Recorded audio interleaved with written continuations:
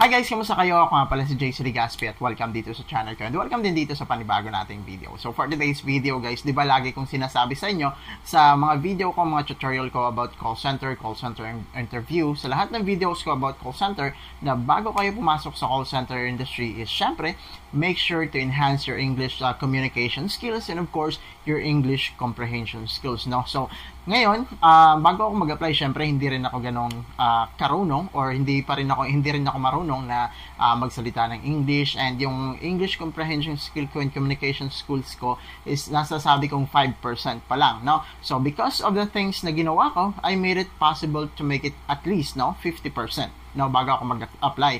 And yun yung isa-share ko sa inyo ngayon. Paano nyo nga ba ma-enhance your English communication skills nyo and English comprehension skills nyo. Siyempre, bago tayo magsimula, kung bago ka lang dito sa channel na to at gusto mo yung mga call center video, interested kang pumasok sa call center industry, nasa tamang channel ka na, kaya ano pang inaantay mo? Huwag mo nang kalimutang mag-like, comment, at syempre mag-subscribe ka na rin at i-hit mo na rin yung notification bell para lagi kang updated kapag may mga bago akong upload. Syempre, para na rin makatulong sa'yo para makuha mo yung trabaho na gusto mo or makapasok ko sa call center industry. And of course, kung sa Facebook mo naman ito napanood, huwag mo na kakalimutang mag-follow dito sa page natin at i-like mo na rin at mag-comment ka na rin sa video na to kung may mga tanong ka, no? So, ano nga ba yung mga hakbang na ginawa ko bago ako mag-apply sa call center industry para ma-enhance ko yung English communication skills ko and syempre yung comprehension skills ko, no? Kasi yun yung pinaka kailangan mo or main skill na dapat meron ka bago ka mag-apply sa call center industry. Ngayon, i-share ko sa inyo. Guys, etong tutorial na to guys, or kung paano nyo ma-enhance yung English communication and comprehension skills nyo, is hindi po ito kagaya nung ginagawa natin sa school, no? So, eto po is, tawag dito, ginawa ko lang sa sarili ko para matutunan ko, no? Hindi po ako professional English speaker and hindi rin naman ako, wala po akong degree about English, no? Ito lang ginawa ko para makuha ko yung trabaho sa call center industry, and syempre kailangan ko ng trabaho kaya ginawa ko itong lahat, no? Unang-una dyan guys, no, na ginawa ko sa sarili ko para matuto ako magsalita ng English and masanay, no, sa pagsasalita ng English is number 1 is nagbasa ako ng mga libro. Guys, hindi po ako bookworm, no? Before sa school, hindi talaga ako nagre-review bawat exam, no? Bawat may exam, hindi ako nagre-review, hindi ako palabasan ng libro. But, you know, we're talking here about money and of course, para makasurvive sa buhay, then, I need to do what I don't want to do, which is reading, no? So, yung ginawa ko is, nagbumili ako ng mga libro, no? Online. So, kahit na, tawag dito, hindi ako palabasa, minabuti kong mag-invest sa libro. Kasi alam ko sa sarili ko, ginasusan ko to. So, kailangan ko itong pangatawanan para hindi naman masayang yung investment ko or yung gastos ko. So, ito yung mga libro na binili ko, no? Ang dami nila. Actually, ito lang yung una lang. So, tatlo lang yung una. Yan, tatlo. Ito yung tatlo. So, una is The Richest Man in Babylon. Next is How to Influence Friends. How to Win Friends and Influence People, and yung pangatlo is Rich Dad Poor Dad, no? Ito yung mga self-help books na binili ko during the time na nag-aaral pa lang ako magsalita ng English. And second, since I'm planning to, you know, do business, so I buy these books. Actually, tatlo to. Nasa girlfriend ko yung isa, hiniram niya, no? So, yun yung 6 na libro na binili ko, no? So, binasa ko yun ng binasa hanggang sa hindi na ako masyado nauutal kasi alam naman natin tayong mga Pinoy kapag sa English medyo namimilipit yung dila natin dyan, no? So, yun, binasa ko lang siya ng binasa paulit-ulit hanggang sa matapos ko lahat. And guys, hindi lang yun para ma-enhance yung English communication skills ko, no? Yung pagsasalita ko, pagbibigkas ko ng mga words, yung pagbabasa din ng libro is nakatulong sa akin para ma-motivate ako, ma-boost yung sarili ko na i-pursue yung gusto ko talagang abutin, no? Kasi napaka-helpful ng mga books na yon, no, para sa akin, especially that time na natigil ako sa pag-aaral, down ako because of money, natigil ako sa pag-aaral. So those books helped me and made me realize na it's not over yet, no? So pag-aaral lang yan, bata pa ako, ang dami ko pang pwedeng maabot, no? Is just I need to keep grinding, no? So those books teach me that lesson also, no? Hindi lang naman sa pagsasalita ng English. And aside from that, syempre, pinalawak din ng mga libro na yon yung vocabulary ko. Dahil, every word, new word, na hindi ko naintindihan, dito sinisearch ko online yung meaning. Hindi na kasi uso ngayon yung dictionary. So, I just search online and write the meaning down in front of that word. No? Para every time na binabasa ko sa ng paulit-ulit, makikita ko yung word ulit, babasa ko ulit, at maiintindihan ko ulit. And I use it in the sentence, no? And those books really helps me a lot, no? So start reading na even if you don't want to read, no? Kung gusto mong pumasok sa call center industry, but if you want just to stay on the state where you are right now, so don't do it. No, it's up to you pa rin, no? So etong sa akin is para lang sa mga gustong pumasok sa call center industry, no? And syempre, next ko na ginawa, guys, alam niyo naman na marami akong video na ginagawa dito sa Facebook, YouTube, and TikTok. Ang dami kong ginagawang video dito. So, no. So, naisip ko, before talaga nagbablog na ako, but more on Tagalog.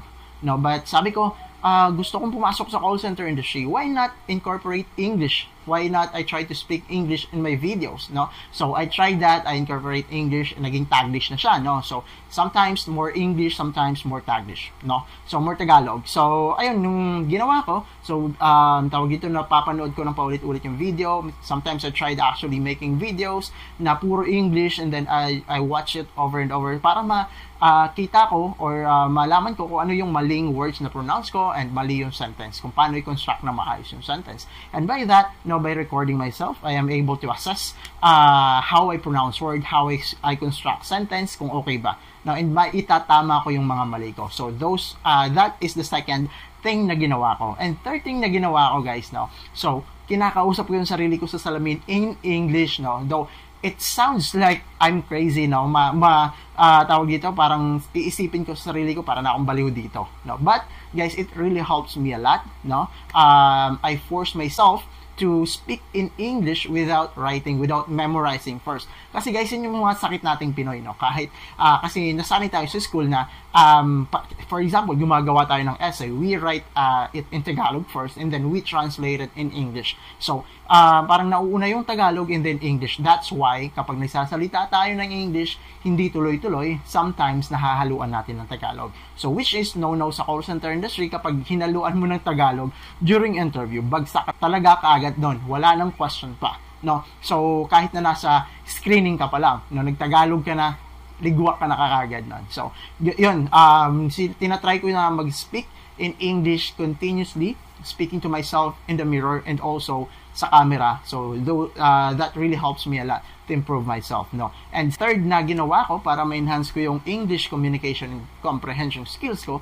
is to listen to conversational English video. Kahit anong English video pa yan. Movies, anime na English dub, and yung mga ginagawa ng mga content creator na conversational English, no? So, dahil dun sa mga conversational video na yon, mga movies na yon, mga anime na yon na English dub, napafamiliarize ko yung mga words on how to pronounce it, and yung different accent, especially sa English, no? So, different accent, English accent, Black American accent, lahat ng accent kailangan mo i-familiarize dahil lahat kapag nasa call center ka, lahat ng accent is may encounter mo. May Chinese, Asian accent, Indian, Chinese, Japanese, Mandarin, ano pa ba, Black American, tapos Native American, lahat talaga mga tawag dito, mga Mexican. So, ang hirap intindihin ng iba, guys, especially yung mga may mga heavy accent, no? So, kailangan mo yun. So, listen, watch a lot of movies, English movies, no? So, parang ginagawa kong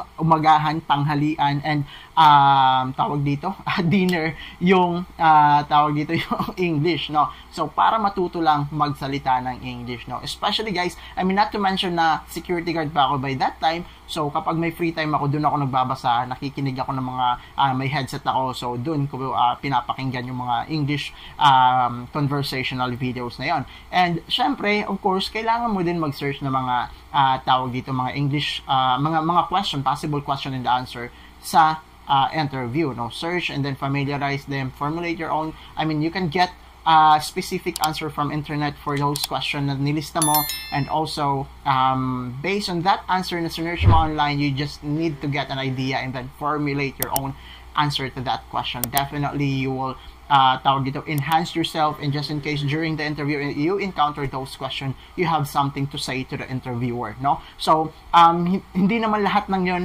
may possibility na may mga ibang question na maitanong sa'yo na hindi mo nasulat. At least, di ba, by reading, watching a lot of movies, you already enhance your vocabulary, your English communication skills, so you know how to respond, no? So you know how to respond to those questions na ibabato sa'yo ng interviewer. And lastly, yung pinaka ginawa ko, guys, na finally, para tawag dito, ma-formulate ko lahat or ma-test ko na yung tawag dito, yung mga pinaggagawa ko para ma-enhance yung English communication and comprehension skills ko. I tried applying online and sa ibang company. Ang dami ko ng company, no, na in-applyan. So, I tried and then, sinubukan ko kung kaya kong maipasa yung mga interview. And then, naipasa ko, guys. So, guys, don't your first try, don't expect to pass, but try your best, of course. So kapag mag-fail kayo, no, kapag mag-fail kayo sa mga interview, so it means na it's not enough yet. So try to enhance yourself more. So